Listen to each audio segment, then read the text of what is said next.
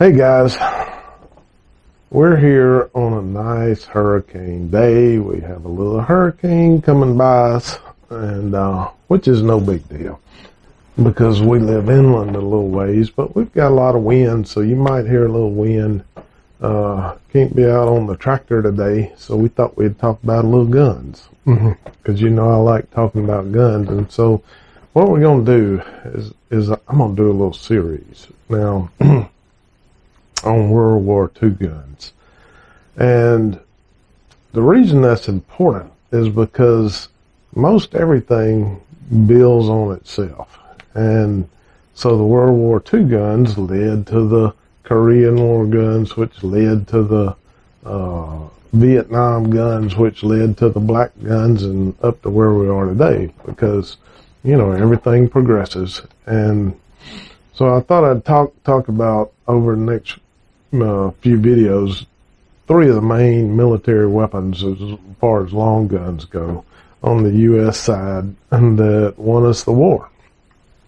And so we're going to start with the extremely historic M1 Garand. Okay, so this was the main infantry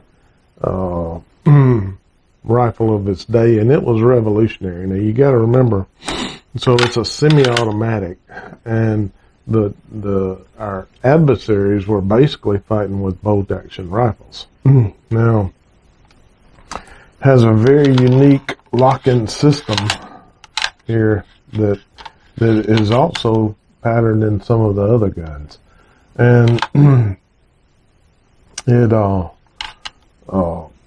and so the way it comes back and then comes down and locks is very, very rigid, very tough, but it's also very forgiving when it comes to mud and dirt and all that kind of stuff. Now, this gun was issued to the majority of the infantry. It is weighs, I think it's 9.6 pounds. I think that's what it is. It's over 9.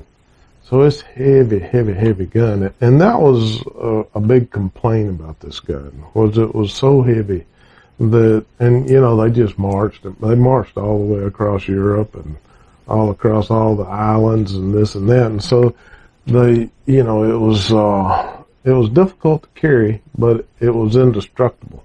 And I think it was Patton, which, if you don't know who Patton is, you ought to go look it up, because history is important. He said, this is the finest military weapon ever made. And of course it was at the time. Even though it was heavy, it was, and this is kind of gruesome, but, you know, it could be used as a club. It's got a metal butt plate on it that could be used as a hammer or a club. And I mean, you're in there to kill folks, and I hate to say it, but that's just the way it went. It's got a bayonet attachment to it, just a standard bayonet, so they could attach that. It had a couple of slings. Now, this particular gun is a national match. Okay, so we're also going to look at national match guns a little bit. It's got a national match sight on it, which all military guns, basically, if they're iron sights, they're going to have a peep sight, and that's because they have figured out somehow that your eye in a stressful situation can use a peep sight better than the old saddle type iron sights like you mostly have. So you'll always find peep sights. So this one has a little bit finer sight adjustment on it. And what's so cool about all this stuff is that the ammo is standardized. So you're using military ammo, and it runs at the same velocity. So they can come in here and put your adjustments in here that apply to all the different guns. So if you wanted 100 yards or 800 yards, you just click it over here to whatever it is you want, okay? And of course you can't hardly see it moving, but it really is moving it. And then you're going to be on at that distance, which is just really, really cool. And it really does work. If you guys had never shot iron sights at any distance and tried moving these little clicks, it's amazing how you can't even hardly see what you're shooting at. But those little bitty clicks make a world of difference. Now, so this, all the M1 Garands are 30-06, which is 30 caliber, okay, which, you know, we still, a lot of people use 30 calibers today, and that's what this shot. So this, the Garand had a weird little clip. I should have brought one, but I didn't. But it's a little clip. You put the bullets, the cases in, the cartridges in, and then you press it down in there and turn loose, and you're ready to go. Well, as you see, it's got, this is not a metal bottom that comes out. This is always here. And so when you put your clip in, and you'll see this if you'll watch old World War II stuff, they'll take this bunch of bullets and slap it down in there.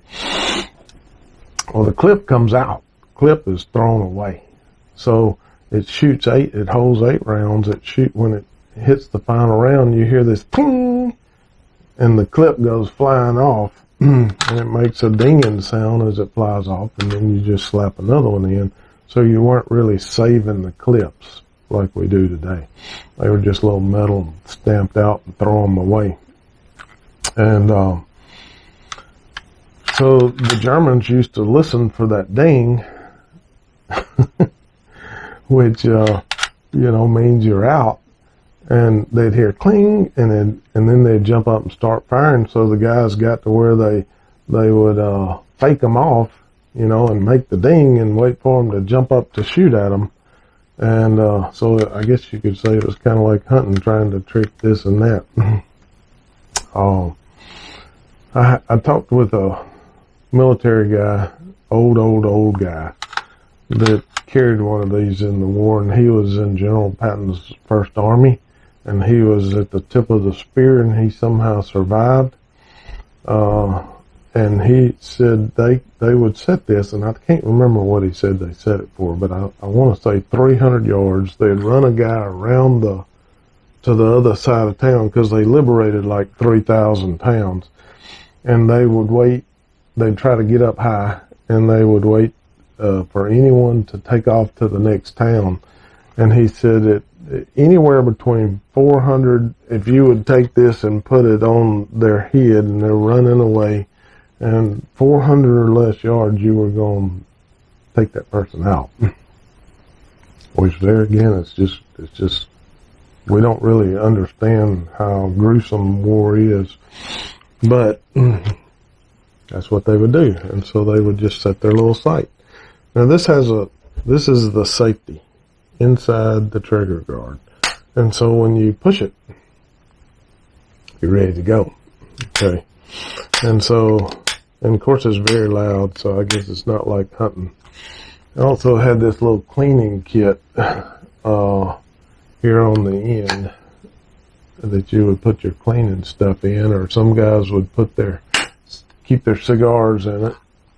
So that's the M1 Garand, wonderful weapon. They're getting hard to find. If you ever want to get one, you might can join the CMP. It's a national organization. I think it's still a government organization, civilian marksmanship program, because at one time they were established to try to teach as many people as they could how to shoot civilian marksmanship, because of its protection to our nation. The more people that know how to shoot. So go check it out. I hope you enjoyed that. Be good. Let's talk about some more guns. Take care. Bye.